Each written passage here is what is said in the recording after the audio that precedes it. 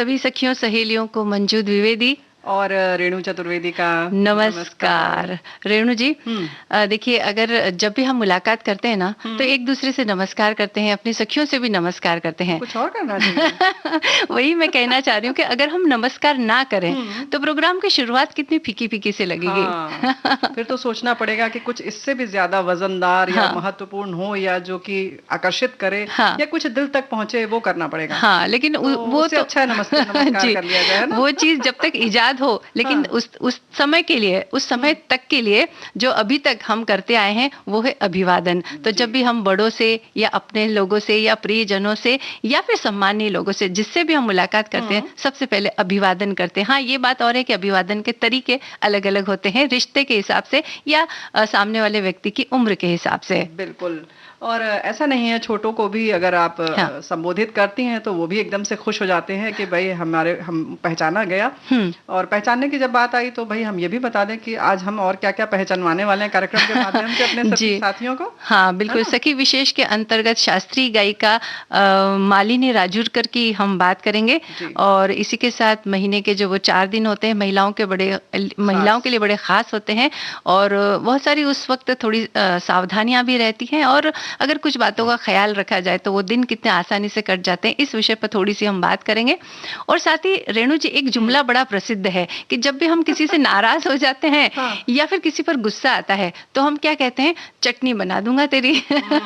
तो आज भाई हम बहुत सारी चीजों से चटनी बनाने के जो तरीके हैं, विधियां हैं, उसके बारे में थोड़ी चर्चा करेंगे। अगर सखियां भी अगर कोई विशेष प्रकार की चटनी बनाती हैं घर में तो वो भी हमें लिख करके भेज सकती हैं। खाने वाली होनी चाहिए। वैसे किसी की चटनी बना रही हो तो वो न बताएं, मतलब हम शामिल कर लेंगे लेकिन उस पर हम कोई प्रयोग नहीं करेंगे। जी, बिल्कुल नहीं। तो बेहतर है कि जो व्यंजन के साथ और बाकी चटपटी चीजों के साथ चटनी खाई जाती है वो बताएं।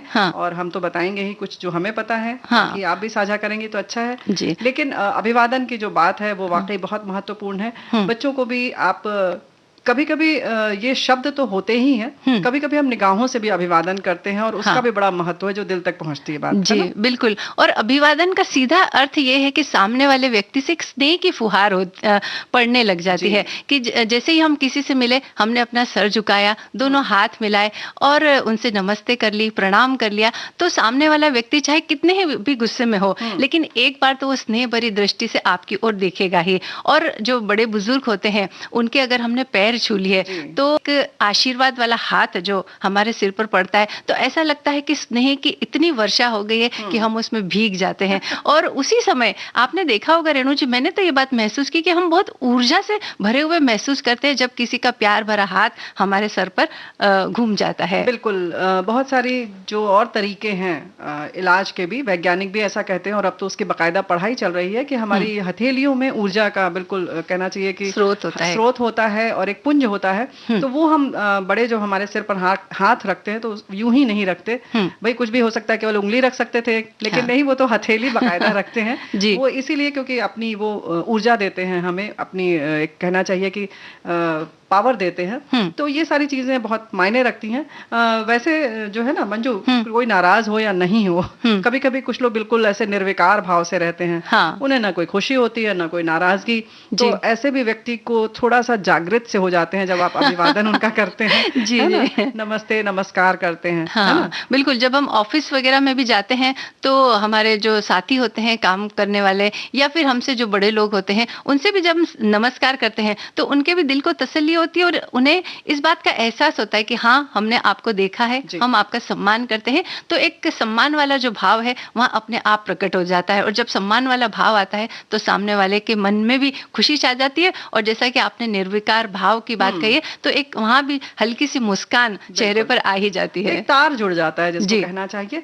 और ये तो हो गया मंजू कि हम परिचित हैं, रोज मिल रहे हैं, फिर भी हम सोचते हैं अब तो रोज मिल रहे हैं, क्या करना है। वो तो महत्व रखता ही है कि अभिवादन करें, लेकिन अक्सर ऐसा भी होता है हम किसी कार्यालय में गए, किसी काम से गए, है ना, तो वहां पर हमारा कोई परिचित नहीं है, लेकिन फिर भी जिसके सामने हम बैठने जा रहे हैं, जिससे काम है, नहीं भी है, अगर आपको लग रहा है तो अगर हम उसको नमस्कार कर देते हैं, फिर देखिए कितना अच्छा लगेगा। आपको भी लगेगा कि आप किसी अपने के पास आए हैं और उन्हें भी लगेगा कि कोई अपना सामने बैठा है। तो कहते हैं ना, एक जुड़ाव जब हो जाता है तो काम करने में मजा आता है और सामने वाले को भी मजा आता है। और हमारे संस्कार भी तो झलकते हैं ना। अगर हम सामने वाले व्यक्ति से नमस्कार करके, सिर झुका करके और उसके बाद उनसे बैठने की इजाजत लेते हैं, तो सामने वाला व्यक्ति भी ये सोचता है कि भाई ये व्यक्ति किसी संस्कारी परिवार से है या इनके संस्कार बड़े अच्छे तरीके से पोषित हुए हैं। बिल्कुल। और ये तो हो गई कि अक्सर जैसे कि हम किसी से काम है या कोई अधिकारी है या कोई बराबर है, समकक्ष है, लेकिन अक्सर ऐसा होता है हम किसी के घर जब जाते हैं मंजू, तो हमारे परिचित हैं, ठीक है, हंस बोल रहे हैं, वहीं अगर किसी सेवक या सेविका ने लाकर पानी दिया या चाय दिया, अगर आप उसे भी निगाह से मिला लें और धन्यवाद कह दें या विश कर लें, उसको भी नमस्ते हम कह सकते हैं, तो देखिए कितनी खुशी होती है। फिर पानी में भी स्वाद आ जाएगा ना कहीं वो सकारात्मक ऊर्जा उसमें जरूर आएगी। है ना? वही स्नेह की धारा बहने लगती है ना।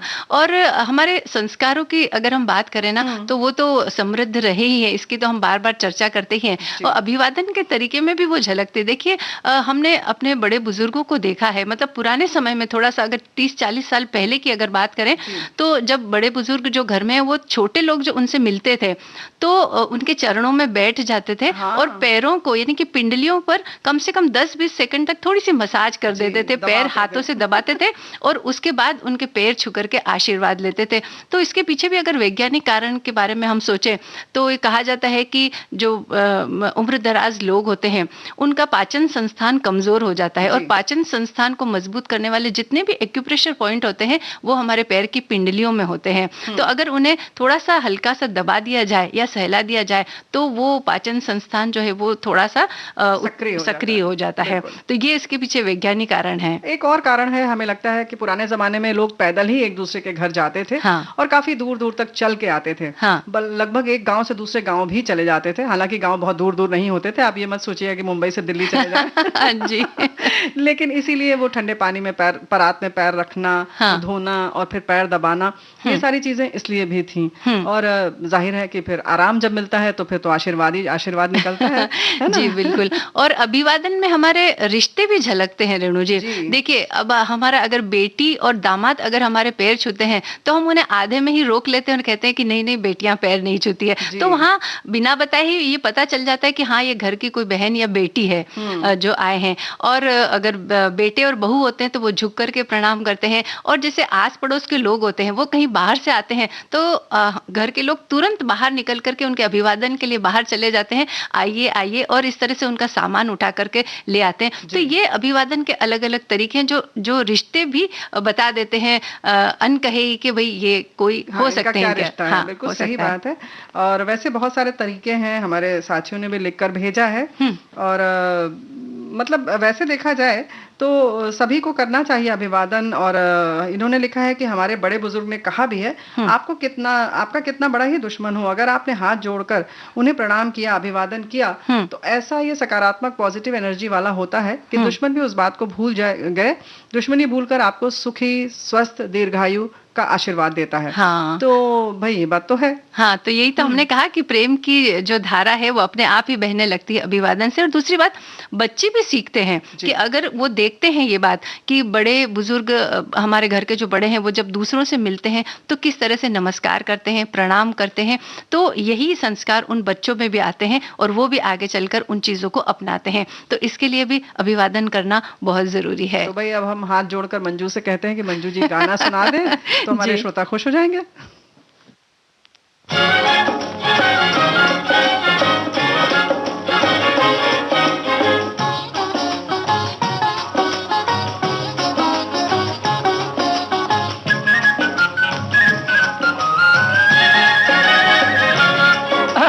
नमस्ते नमस्ते अजी नमस्ते नमस्ते, पहले तो हो गई नमस्ते नमस्ते, पहले तो हो गई नमस्ते नमस्ते, फिर प्यार हो गया हंसते हंसते, फिर प्यार हो गया हंसते हंसते, पहले तो हो गई नमस्ते नमस्ते।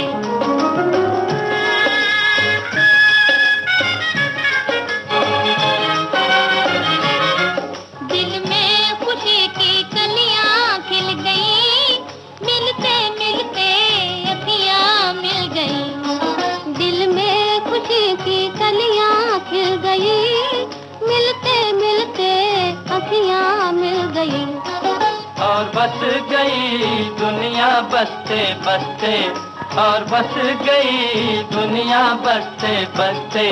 पहले तो हो गई नमस्ते नमस्ते, पहले तो हो गई नमस्ते नमस्ते, फिर प्यार हो गया हंसते हंसते, फिर प्यार हो गया हंसते हंसते, पहले तो हो गई नमस्ते नमस्ते।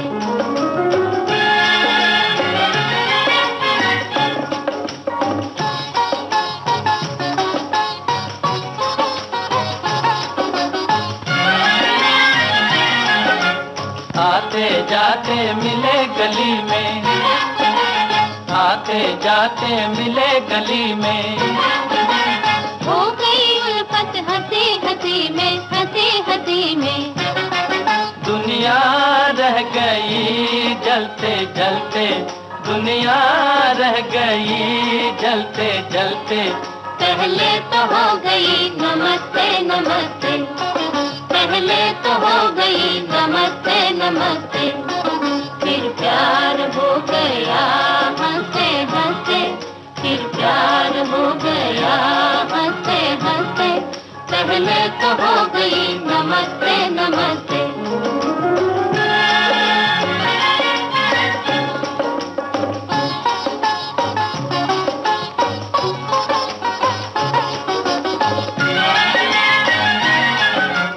कदम कदम पर नए नजारे, इधर उधर मत देखो प्यारे, कदम कदम पर नए नजारे, इधर उधर मत देखो प्यारे, चलो चलो भाई अपने अपने रास्ते, चलो चलो भाई अपने अपने रास्ते, पहले तो हो गई नमस्ते नमस्ते, पहले तो हो गई नमस्ते नमस्ते, फिर प्यार हो गया हंसते हंसते, फिर प्यार हो गया हंसते हंसते, पहले तो हो गई नमस्ते नमस्ते।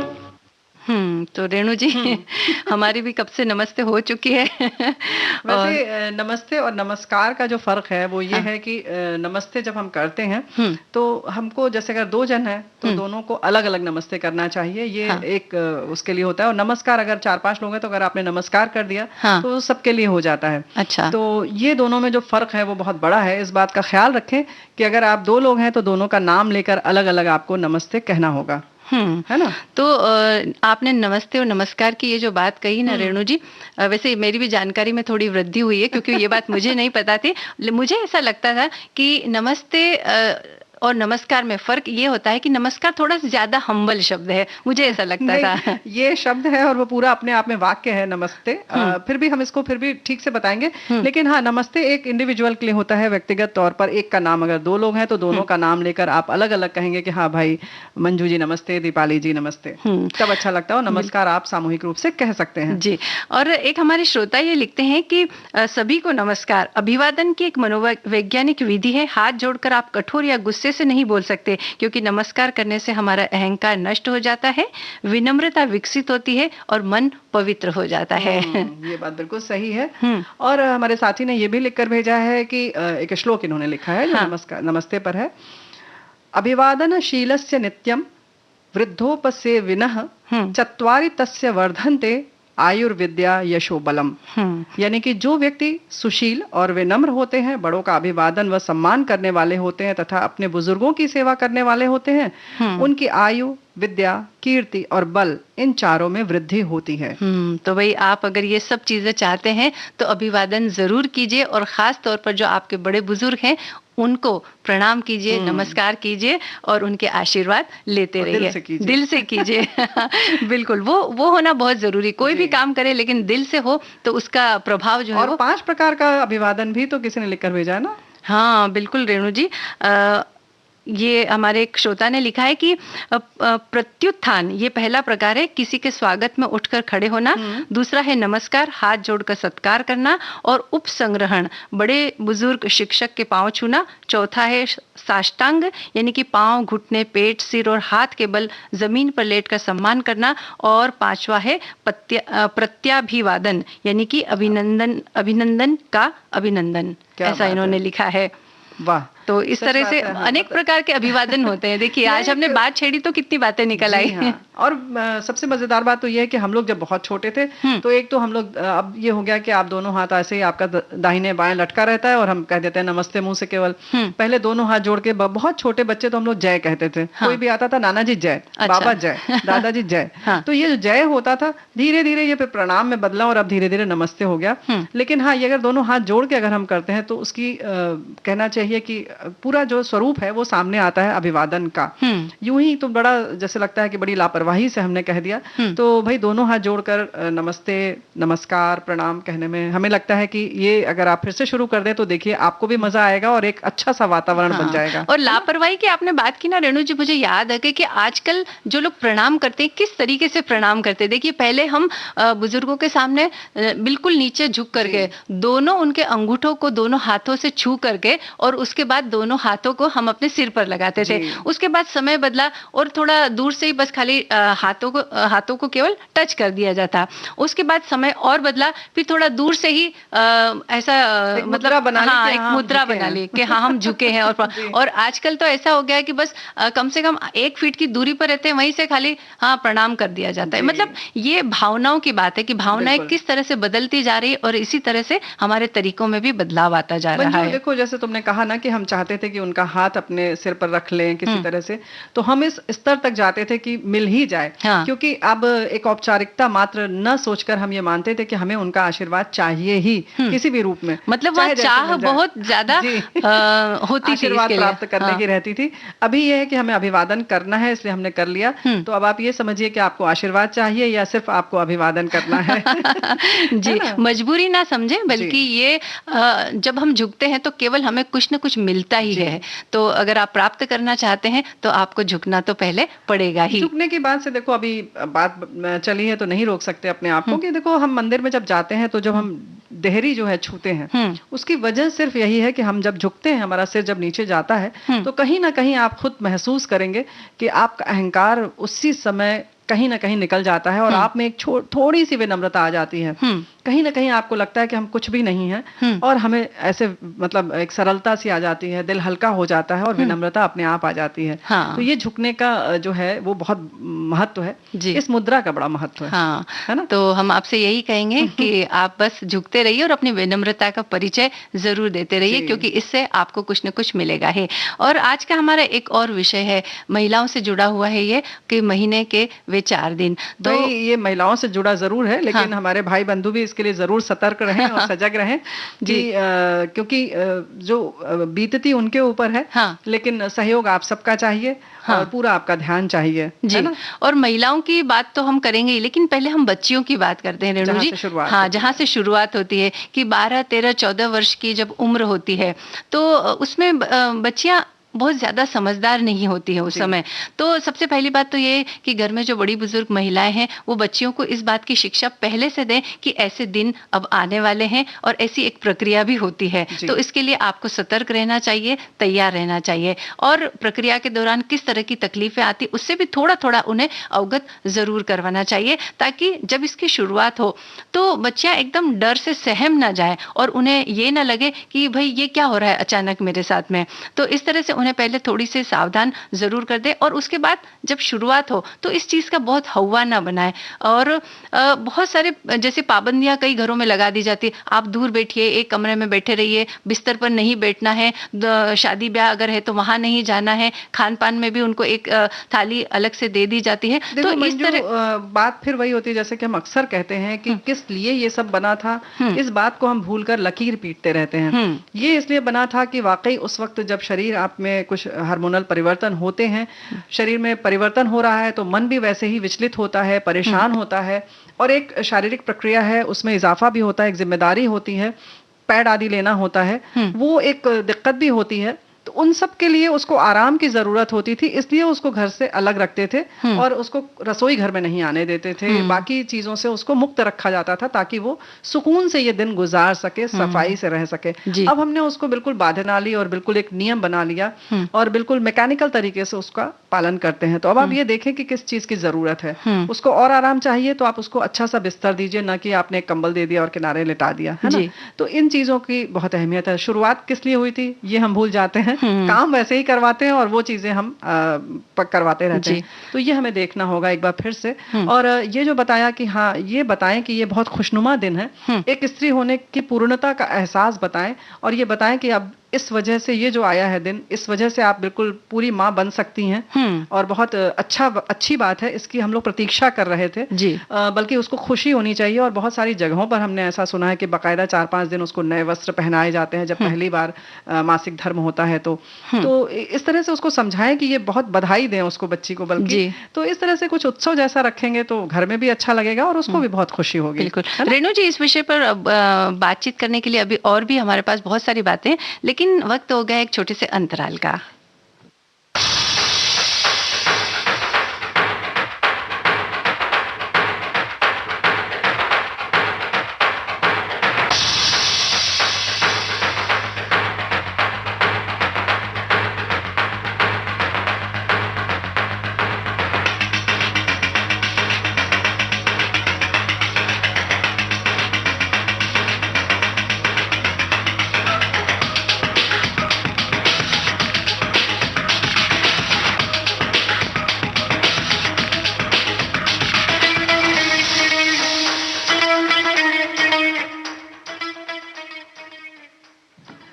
तो रेणु जी, हम बात कर रहे थे छोटी बच्चियों की। तो हमारा कहने का मतलब यही है कि जब इस तरह का व्यवहार होता है ना, तो बच्चियां थोड़ी डर सी जाती है और उन्हें ये लगता है कि कुछ ऐसा तो नहीं हो रहा जो मेरे साथ नहीं होना चाहिए, या मेरी तरफ से कोई गलती तो नहीं हो रही। इस तरह के भाव उनके मन में आ जाते हैं और तकलीफें चूंकि शारीरिक मानसिक पहले से ही है और उसमें इस तरह के व्यवहार से और भी ज्यादा उनको तकलीफ होने लगती है। तो इसके लिए हमें तैयार उनको करना पड़ेगा और थोड़ा हमारा घर वालों का जब एक अच्छा साथ मिलेगा तो ये दिन उनके बड़े आसानी से कट जाएंगे। यहाँ पर ये बात जरूर कहना चाहते हैं कि आजकल एकाकी परिवार है और हो सकता है कि कहीं ऐसा हो कि सिर्फ बेटियां अपने पिता के साथ रह रही हों, तो ऐसे में पिता बड़े संकोच में आ जाते हैं कि कैसे बताएं, या बच्चियां बहुत परेशान हो जाती हैं। कोई अगर अड़ोस पड़ोस में नहीं है इत्तेफाक से और कोई ऐसी मित्र नहीं आ सकती, तो ऐसे में बच्चे संकोच ना करें और बच्चे स्वयं बता दें, क्योंकि अब बहुत इसीलिए इन सब विषयों पर खुलकर बात करने की जरूरत है। वो संकोच नहीं करना चाहिए क्योंकि ये बहुत अहम दिन है। तो इसलिए बच्चे अगर हैं तो पिता से बात करें। पिता को भी इंतजार करते रहना चाहिए कि कब बच्चियों के समय, ऐसा कोई समय तो नहीं आ चुका है। तो अगर अकेले हैं तो वो बातें करें, पहले से उनको समझा दें। ये ना सोचें कि लड़की है मैं कैसे बात करूं। भाई आखिर किसी डॉक्टर से अगर बात करेंगे तो आप स्वयं उस समय आप चिकित्सक बन जाएं, उनके डॉक्टर बन जाएं, सलाहकार बन जाएं। तो आपकी जिम्मेदारी है, आपको पत्नी का भी रोल निभाना है। तो इस तरह से इस ऐसे तरीके के परिवार में भी ख्याल रखना चाहिए और कहीं भी संकोच की स्थिति नहीं आनी चाहिए। और इस तरह से हो सके तो आप, अब तो सारी चीजें इतनी, आप पुस्तकें पढ़ें, बच्चियां स्वयं पुस्तकें पढ़ें और घर में अभिभावक भी पढ़कर उनको किस तरह से व्यवहार करना है इन सब चीजों की जानकारी रखनी चाहिए। और बड़ी महिलाओं की भी अगर हम बात करें तो पहले के जमाने में जो एक बताया गया था कि 4 दिनों तक रसोई घर में काम नहीं करते थे, तो उसके पीछे भी कारण यही था कि चूंकि शारीरिक और मानसिक तकलीफें बहुत ज्यादा होती तो उस समय उन्हें आराम मिलेगा। लेकिन कालांतर में होता क्या चला गया कि अगर आप रसोई का काम नहीं कर रहे हैं तो दूसरा बहुत सारा काम उनको दे करके बिठा दिया जाता है कि भाई महीने भर के जो चादरें वगैरह जो गंदी हो गई है वो धोने के लिए लगा दिया जाता है, गेहूं चावल वो बीनने के लिए लगा दिया जाता था।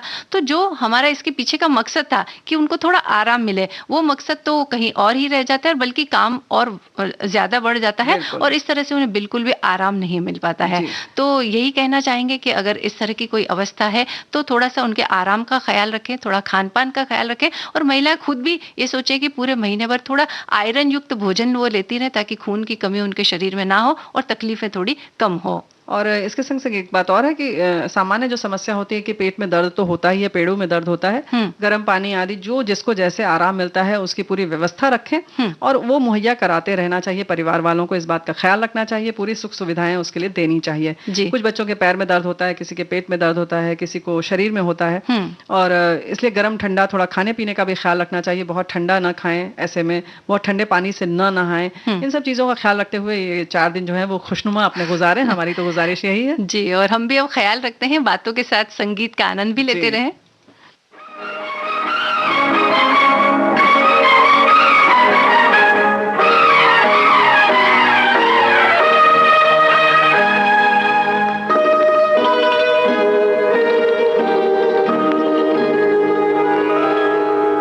फूलों की रानी, बहारों की मलिका, तेरा मुस्कुराना गजब हो गया। फूलों की रानी, बहारों की मलिका, तेरा मुस्कुराना गजब हो गया। न दिल होश में है, न हम होश में है, नजर का मिलाना गजब हो गया।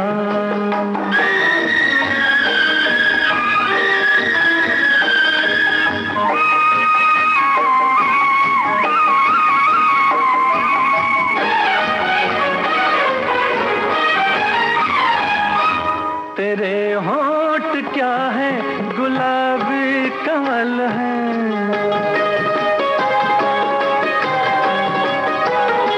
ये दो पत्तियां प्यार की एक गजल है।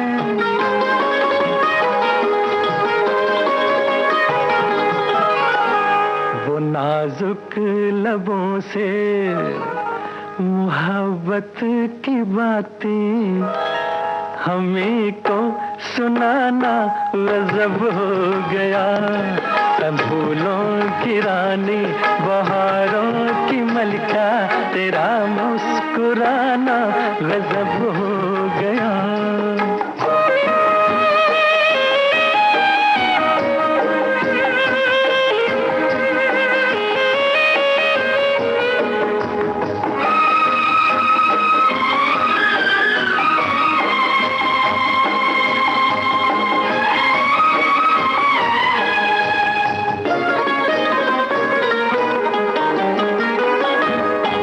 कभी खुल के मिलना, कभी खुद झिझकना,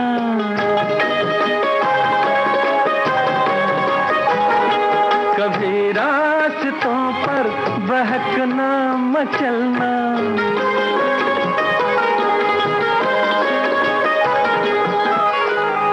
ये पलकों की चिलमन उठा कर गिराना, गिरा कर उठाना गजब हो गया।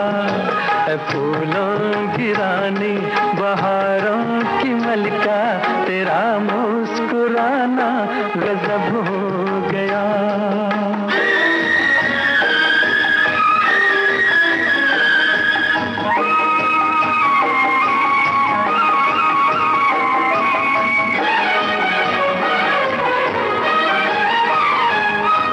फिजाओं में ठंडक घटा बर जवानी,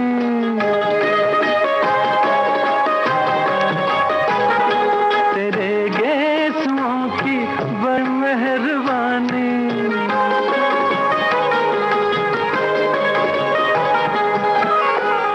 हर एक पेच में कदे हैं, तेरा लड़खड़ाना गजब हो गया। फूलों की रानी, बहारों की मलिका, तेरा मुस्कुराना गजब हो गया। न दिल होश में है, न हम होश में है, नजर का मिलाना गजब हो गया।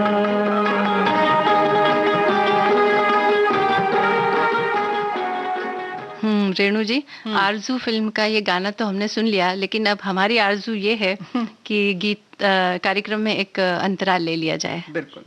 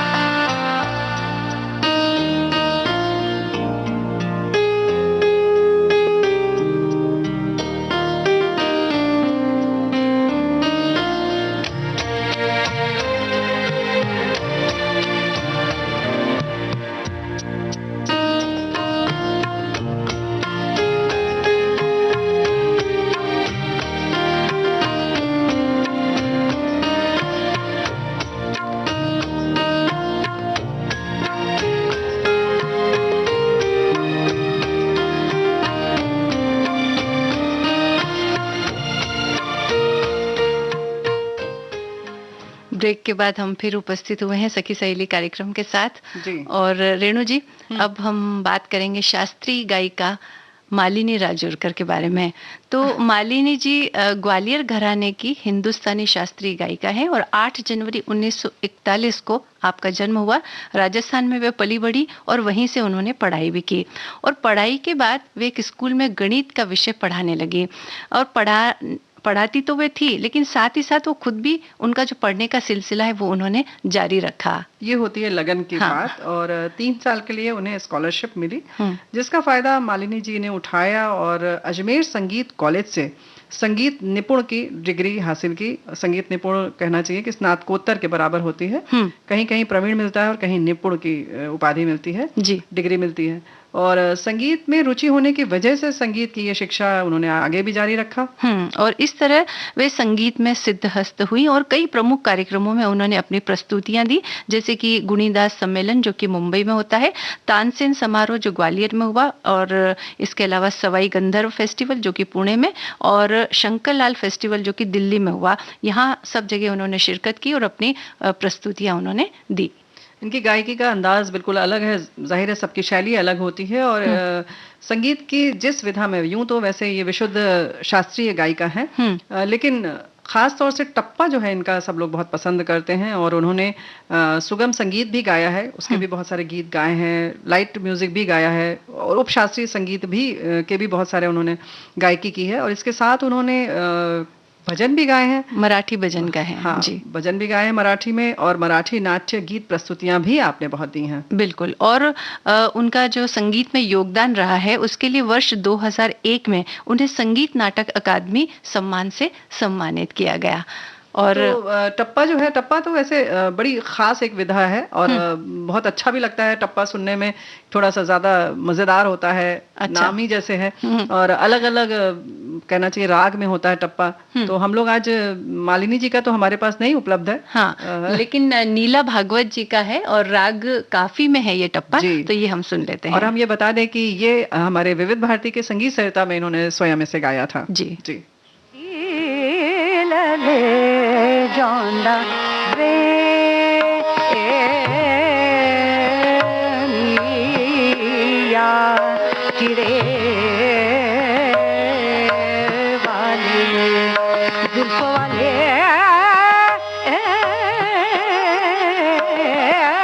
दिल ले जांदा वे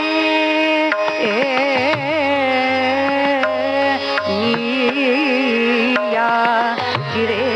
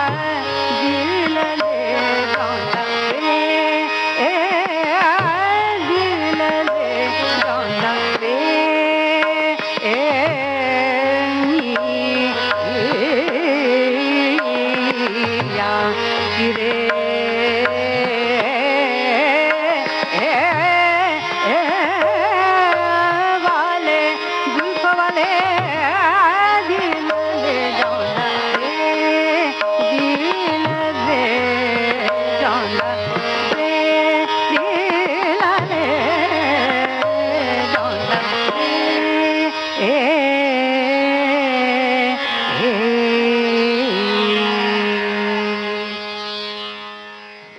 नीला भागवत जी का राग काफी में गाया हुआ ये टप्पा हमने सुना। जी हाँ, ये हमारी भारतीय संगीत की एक खास विधा है टप्पा, और इसमें मुर्की, तान, आलाप, मीण के की सहायता से इसे गाया जाता है। गायकी में भी हमारे श्रोताओं ने सुना ही है। पंजाबी ताल इसमें प्रयुक्त होता है, और टप्पा गायन के लिए विशेष प्रकार का तरल, मधुर, खुला हुआ कंठ चाहिए, वही इसे गा सकता है। हाँ। और इसको कह सकते हैं ना, गले की तैयारी बहुत इसमें खास है, रियाज होता है तो इसका मजा है सुनने में। हाँ, बिल्कुल। और हमारे एक श्रोता ये लिखते हैं कि ये गीत का वो प्रकार है जिसके शब्द अधिकतर पंजाबी भाषा के होते हैं और इसकी प्रकृति बहुत चपल होती है, और ये काफी, भैरवी, पीलू, देश, खमास, झंझोटी आदि चपल रागों में गाया जाता है, और इसमें श्रृंगार रस प्रधान होता है। तो भाई इसका आनंद हमने लिया, बहुत मजा आया। इसके बाद अगर हम बात करें तो भोजन का भी आनंद ले लिया जाए थोड़ा। हाँ ना, सही बात है। इसमें भी अगर थोड़ी सी चटपटापन हो, वैसे भी इसमें तो हमने जो गायकी जो सुनी वो चपल थी, लेकिन इसके संग संग जो खाने में जो चपलता होती है वो चटनी से आ जाती है। यानी हम कितने भी व्यंजन बनाए, लेकिन उसके साथ अगर चटनी बना दी जाए तो वो जो चटनी होती है ना, मतलब उसका एक अलग ही वो भोजन को एक यूं कह सकते हैं कि उसका श्रृंगार कर देती है। ये कहने वाले थे कि श्रृंगार उसके बिना अधूरा रहता है। और थोड़ा सा जो कहते हैं ना, थोड़ा थोड़ा ऊपरी वाला जो टचअप्स होते हैं ना, वो चाहिए होते हैं। उसी तरह से चटनी भी काम आती है। और चटनी की ये भी विशेषता होती है रेणु जी कि बहुत कम सामग्री उसके अंदर लगती है, और चटनी में हम बहुत सारे प्रयोग भी कर सकते हैं। अपने अपने तरीके से प्रयोग कर सकते हैं। आपका क्या टेस्ट है, क्या आपकी पसंद है, उस हिसाब से आप सामग्री इकट्ठी करके या फिर जो उपलब्ध सामग्री है उससे आप अलग अलग तरह की चटनियां बना सकते हैं। वो भी बात है, लेकिन कुछ जो हमारी भोज्य सामग्री होती है, जो व्यंजन होता है, उसके लिए वही चटनी ज्यादा उपयोगी रहती है और प्रयुक्त रहती है। जैसे कि अगर आपने पकौड़ियाँ बनाई है तो जाहिर है फिर हरी धनिया या पुदीने की ही चटनी अच्छी लगती है ना। और इडली या डोसा बनाया तो नारियल की ही लगेगी।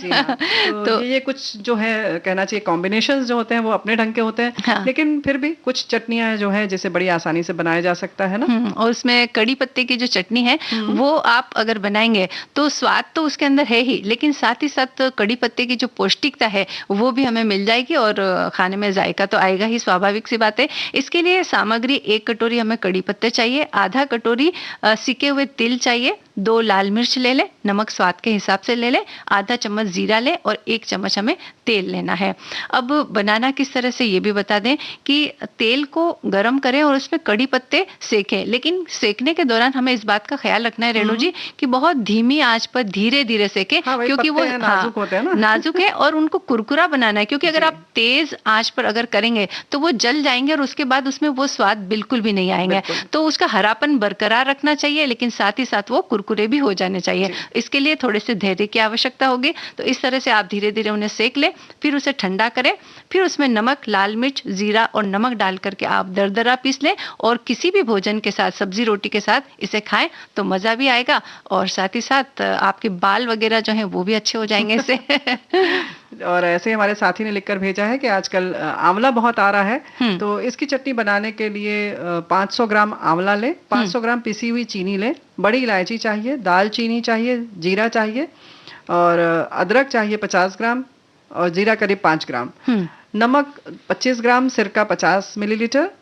और सबसे पहले आंवले को धोकर 10 मिनट उबाल लें, फिर गुठली निकाल लें, पीसी हुई चीनी और सिरका मिलाकर हल्की आंच पर पकने के लिए रख दें। हमें लगता है आप खड़ी शक्कर भी डाल सकते हैं। सभी मसालों, अदरक को बारीक पीस कर पोटली बनाकर मिश्रण में डाल दें। जब मिश्रण थोड़ा गाढ़ा हो जाए तो पोटली निकालकर मिश्रण में निचोड़ दें। तो ये जो पोटली बता रहे हैं ये आप सूती कपड़े की बना सकते हैं जी, जो साफ होना चाहिए। उसके बाद नमक डालकर थोड़ा और पका लें, स्वादिष्ट चटनी तैयार है। और हमें लगता है ये काफी दिन तक चलेगी, क्योंकि पक चुकी है अच्छे से, उसमें शक्कर पड़ी है, आंवला है, प्रिजर्वेटिव्स हैं, तो चलेगी बहुत। और आपने आंवले की बात करी ना रेणु जी, मुझे याद आया कि जब हम धनिये की चटनी बनाते हैं ना, उसमें भी चूंकि अभी आंवला आ रहा है, तो एक आप आंवला उसमें डाल दें और थोड़ा सा काला नमक डाल दें, और उसके बाद जो आप चटनी बनाएंगे ना, उस चटनी का स्वाद धनिये की चटनी से भी ज्यादा, या फिर यूं कह सकते हैं थोड़ा अलग होगा। क्योंकि आंवला 12 महीने नहीं आता है, लेकिन जब हरा आंवला आता है उस समय आप ये बना करके देखिए आपको बहुत मजा आएगा खाने में। और जाहिर है कि इसमें विटामिन सी बहुत होता है, आयरन होता है, तो जाहिर है कि आपको ये सब भी लाभ मिलेंगे। हाँ, और कच्चा आंवला खाने में आएगा ना। बिल्कुल सही बात है। और ऐसे ही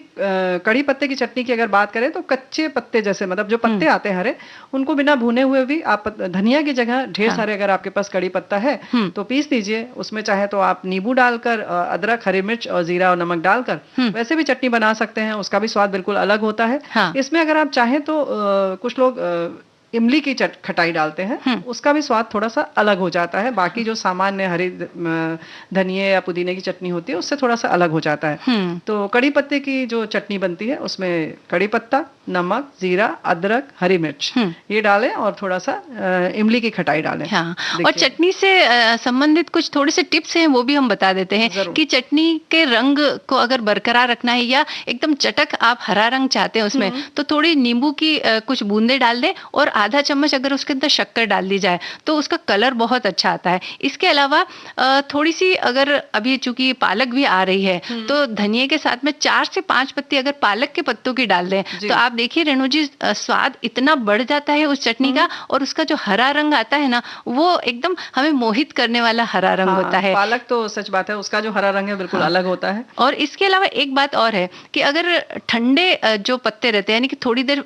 पत्तों को फ्रीज में रख दे, या फिर अगर फ्रिज में नहीं रखा है तो आप एक छोटा सा क्यूब उसके अंदर आइस का डाल दें और उसके बाद अगर हम चटनी को पीसते हैं तो उसका रंग बड़ा शानदार आता है। क्या बात है। तो इन बातों को अपना करके चटनी का अच्छा जायका आप ले सकते हैं। जायका ले। एक टिप और है कि अक्सर हम स्टील के बर्तन में उसको रख लेते हैं। चटनी अगर पीसी हुई है तो चूंकि इसमें खटाई बहुत अच्छी मात्रा में रहती है, नमक भी अच्छा खासा तेज रहता है, तो कोशिश करें इसे शीशे के बर्तन में रखें तो ज्यादा दिन तक चलती है, देर तक चलती है और खराब नहीं आती होती है। क्योंकि ये सब जो है केमिकल्स जो है केमिकल जैसा ही हो जाता है ना, इतना तेज नींबू है, नमक है या कोई भी खटाई हमने डाला है, तो अगर उसको हम किसी भी पात्र में रखते हैं जो धातु का हो, तो उसको आप कोशिश करें कि कांच के बर्तन में रखें। चलिए, अब जैसे कि चटनी जायका देती खाने में, वैसे ही गीत और संगीत भी हमारे कार्यक्रम में जायका देता है।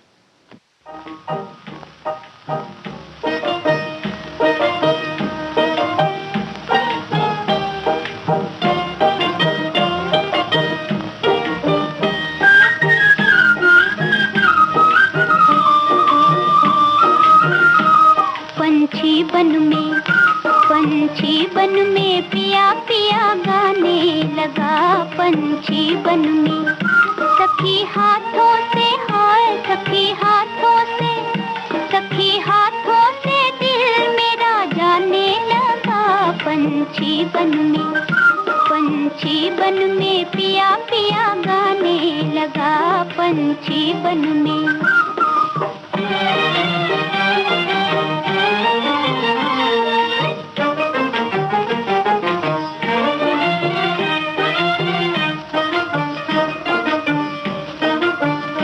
धुन पापी की धुन, धुन पापी की धुन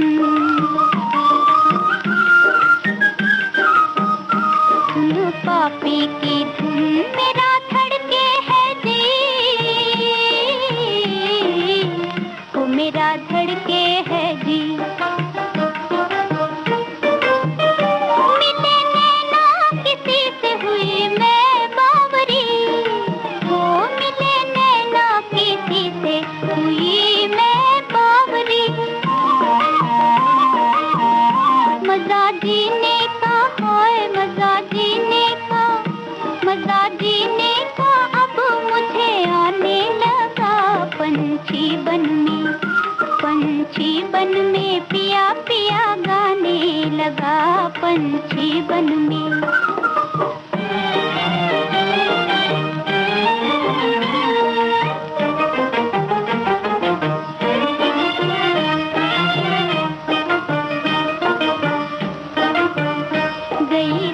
मन में हार गई, तन मन में हार गई, तन मन में हार लड़ी ऐसी नजर, वो लड़ी ऐसी नजर। दिल दे के रही न मुझे अपनी खबर, वो दिल दे के रही न मुझे अपनी खबर। मेरा नन्हा सा, हाय मेरा नन्हा सा, मेरा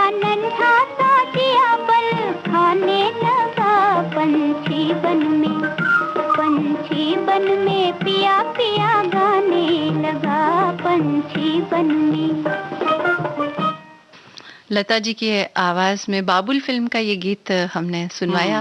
कितना फर्क है आवाज में, या यूं कहना चाहिए कि पहले के समय की बिल्कुल अलग अदायगी थी, इनकी गायकी का जो अंदाज था बिल्कुल अलग था ना। हाँ बिल्कुल, शुरुआत की जो आवाज थी एकदम उसमें नाजुकता और भी ज्यादा, हाँ, और उम्र का एक असर उसके अंदर झलक रहा है। हम चटनी की बात कर रहे थे रेणु जी, तो अलसी जो होता है आजकल इसे सुपर फूड की संज्ञा दी गई है। कहते हैं कि अलसी बहुत, हालांकि प्राचीन समय में हमारे यहाँ खाई जाती थी, लेकिन बाद में लोग इसे भूल गए थे। और अब फिर हाँ, अब फिर जब बहुत सारे शोध हुए तो पता चला कि ये हमारे शरीर के लिए बहुत ज्यादा फायदेमंद है, इसमें बहुत एंटीऑक्सीडेंट्स होते हैं, तो इसके लिए अलसी को खाना चाहिए। तो अलसी की चटनी भी हम बना सकते हैं। वैसे आप धनिया की जो चटनी बनाते हैं उसमें आधा चम्मच अलसी डाल सकते हैं, और ये डाली जाती है तो उसका स्वाद और भी बढ़ जाता है। लेकिन हम केवल अलसी की चटनी किस तरह से बनाएं ये बता देते हैं। इसके लिए सामग्री: 1 कटोरी सिकी हुई अलसी चाहिए, 1/4 कटोरी तिल, नमक, थोड़ा सा जीरा, लाल मिर्च और 6 कली लहसुन हमें चाहिए। सामग्री बहुत कम ही है इसमें। और बनाना किस तरह से है कि तिल को पहले आप सेक लें, और इसमें सिकी हुई अलसी वो भी इसमें डाल दें, या फिर इसके साथ ही इसे सेक लें। फिर नमक, जीरा, लाल मिर्च, लहसुन ये सब मिलाकर के दरदरा पीस लें, और इसे चाहे तो आप पराठे के साथ खाएं या फिर सब्जी या दाल में बुरक कर खा भी सकते हैं। और यहाँ एक बात हम बता देना चाहते हैं कि अलसी का कोई भी आप व्यंजन जो बनाती है या कोई भी चीज बनाती है, तो जिस समय आप बनाती है उसके लगभग 3 से 4 घंटे के अंदर ही उसे हमें खा लेना चाहिए। अगर उसके पीसने के बाद में अगर ये अधिक समय तक पड़ी रहती है तो वो फायदे की बजाय नुकसान भी कर सकती है, या फिर वो खराब हो जाती है। इसके लिए जैसे बनाया हमने या फिर दाल में हमने डाली वैसे ही उसको हमने खा लिया, तुरंत खा लें तो बेहतर है। वैसे हमारे साथी चटनी के मामले में बड़े सजग हो गए हैं और सब अपनी अपनी पसंद बता रहे हैं। किसी ने लिखा है धनिये की चटनी का कोई जवाब नहीं, अगर धनिये की चटनी को दही मिलाकर बनाया जाए तो चटनी का स्वाद दुगना हो जाता है। हाँ। भाई ये तो हमने पहली बार सुना कि धनिये की चटनी को दही के साथ। हाँ बिल्कुल। और एक ये भी लिखते हैं श्रोता कि मुझे तो धनिया टमाटर की चटनी पसंद है, कभी कभी पुदीना की चटनी भी खा लेता हूँ। टिक्की चाट के साथ मुझे गुड़ की मीठी चटनी बेहद पसंद है, और सूखे आम की मीठी कटाई भी हम बनाकर रख लेते हैं जो कि हफ्तों चलती है। मतलब इनका चटनी के बिना गुजारा नहीं है। हाँ, ये समझ में आ गया है ना। और अब केरी का, आम का सीजन अब आने भी वाला है, तो छोटी छोटी कच्ची जो केरियां आएगी उसमें तो आप बहुत तरह की चटनियां, खट्टी चटनी, मीठी चटनी, तीखी चटनी बना सकते हैं। बिल्कुल सही बात है। लेकिन जो इन्होंने जैसे मीठी चटनी कही, वो इमली और गुड़ की जो बनती है वो वाकई चाट के साथ बहुत अच्छी लगती है। वो हम फिर कभी बताएंगे। फिलहाल तो अभी जैसे तुमने कहा कि मौसम आ रहा है तो पुदीना हो और कच्चा आम हो, उसको पीस के उसमें बस थोड़ा सा हींग डाल दीजिए, थोड़ा जीरा डालें, नमक डालें, हरी मिर्च, अदरक डाल के बना दें। आप कच्चा आम भी आप खाएंगे, उसके संग संग पुदीना खाएंगे तो गर्मी में बहुत मजा आएगा। हाँ, और नारियल की चटनी हम अक्सर बनाते हैं रेणु जी, जैसे कि इडली या डोसे के साथ जो हम बनाते हैं, गीला नारियल होता है, हरा नारियल जिसे कहते हैं, वो लेते हैं और उसके साथ हरी मिर्च और थोड़ा सा धनिया डाल करके हम पीस लेते हैं, और वो आमतौर पर बनाई जाती है। लेकिन एक और तरह की चटनी मैंने खाई थी जो मुझे बहुत पसंद आई, और वो है कि जो नारियल होता है ना, उसे पूरा का पूरा सेक लिया जाता है। पूरा नारियल या तो आप चाहें तो गैस पर सेक सकते हैं, चाहे तो अंगारों पर सेक सकते हैं, या कभी अभी जैसे सर्दी अभी तो चल ही रही है, अगर आपने कभी तापने के लिए थोड़ी सी लकड़ियां जलाई है तो वहां उस समय भी आप एक नारियल उसमें डाल दे तो वो सिक जाएगा। तो जब वो सिक जाता है उसके बाद उसे तोड़ करके अंदर की आप गिरी निकाल लें तो वो अपने आप उसके अंदर पानी जो रहता है ना, उसकी वजह से वो बहुत अच्छी तरह से वो सीज जाता है उसके अंदर।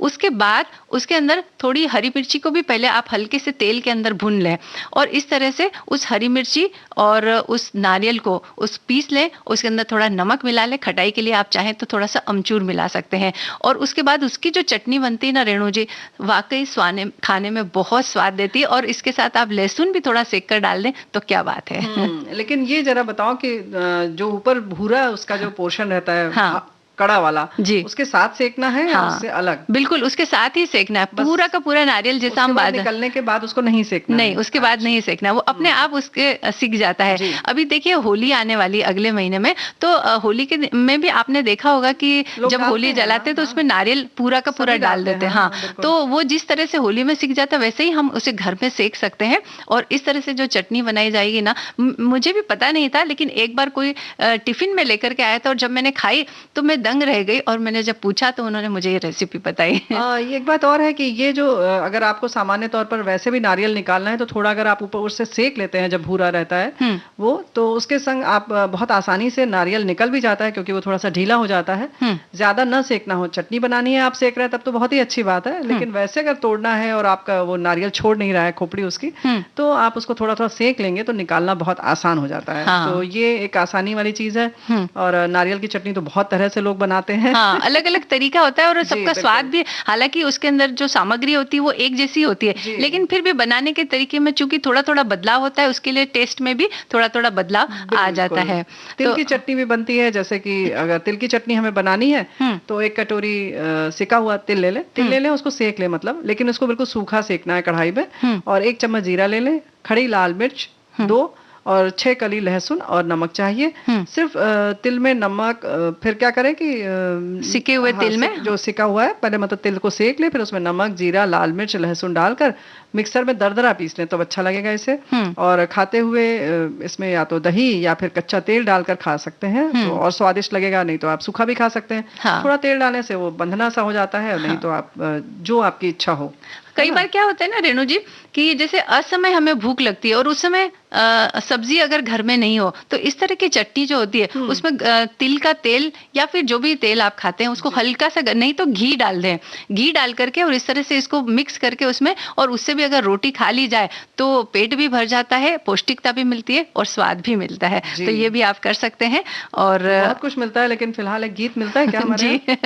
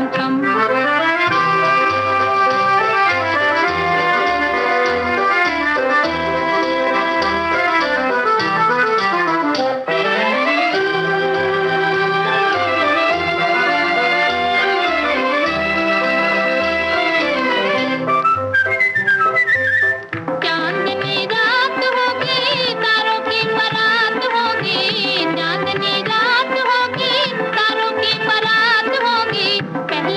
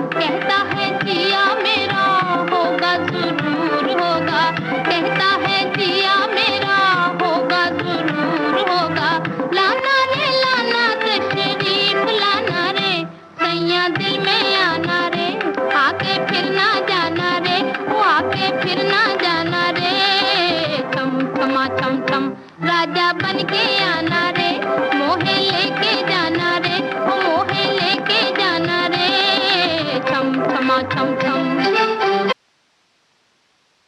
बहार फिल्म का गाना हमने सुना रेणु जी। और जैसा कि हम चटनी के जायकों की बात करें तो ये गाना भी कुछ ऐसा ही जायकेदार था। हाँ, ये तो हमारे श्रोता जरूर बताएंगे। हाँ। देखो ये होता है ना कि आपका मन कैसा है। हाँ। स्वाद सब बनता सब एक तरीके का है, लेकिन अगर 4 जन एक साथ खा रहे हैं तो सबका जो होता है ना तरीका, या कहना चाहिए सबको स्वाद अलग लगता है। हाँ। क्योंकि उनके मनोभाव पर बहुत कुछ निर्भर करता है। हाँ। कि उस समय आपका मन कैसा है। हाँ, और हमारे तो टेस्ट बड्स भी वैसे ही है ना, गीत भी वैसे ही है। अगर आप खुश हैं तो ये बहुत चुलबुला लगेगा, अदर नहीं तो फिर आपको लगेगा अरे भाई क्यों ये बज रहा है। हाँ, और एक श्रोता ने भी बड़ी जायकेदार बात लिखी, वो भी हम पढ़ के बता देते हैं कि विविध भारती परिवार के प्रत्येक सदस्य तथा सारे विश्व कुटुंब की सखियों को मन का प्यार भरा नमस्कार, मन से प्यार भरा नमस्कार। और अभिवादन का विषय सुन बड़ा अच्छा लगा, तो 2 पंक्तियां आपके नाम लिखता हूं कि भगवन हो या बड़े जन है, छोटों को भी सदा नमन है, नतमस्तक ते अभिवादन करते, युग युग से मंगल वर्षण है मनते, शारीरिक मानसिक वर्जिश है ये तो, हर आत्मा में ईश बसते, नमन है उनको, ठोकर लगे तो भी पत्थर को नमन, गिरे जो नीचे तो भूमि को नमन, जल में उतरे तो जल को नमन, झटके लगे तो यान को नमन, पावक जले तो अग्नि को नमन, और भूले को क्षमा है आपको सदा नमन। क्या बात है। इससे बहुत अच्छा याद आया, इन्होंने जैसे कहा कि हम लोग भी जब भी किसी नदी में भी स्नान करने उतरते हैं या सागर में भी उतरते हैं तो एक बार पहले उसको हम अपने सर आंखों पर लगाते हैं, दोनों आंखों में और सिर पर इसे लगाते हैं कि हम जा रहे हैं तो हमारी रक्षा करना, या यूं कहें कि जहां भी हम प्रवेश करते हैं तो एक तरह से विनम्रता अपने अंदर लेकर उस भाव को तब हम प्रवेश करते हैं। गंगा जी हो वैसे तो ठीक है, माँ गंगा कहा जाता है, लेकिन वैसे भी किसी नदी तालाब में उतरने से पहले भाई हम चरण रख रहे हैं तो हम पहले उन्हें सिर आंखों पर लगाते हैं। तो ये तो हमारी परंपरा है और हमारी संस्कृति है ना। बिल्कुल। तो इसी के साथ आज के कार्यक्रम का हम समापन करते हैं रेणु जी। अब सखियों से इजाजत लेते हैं। आप सभी को मंजू द्विवेदी और रेणु चतुर्वेदी का नमस्कार।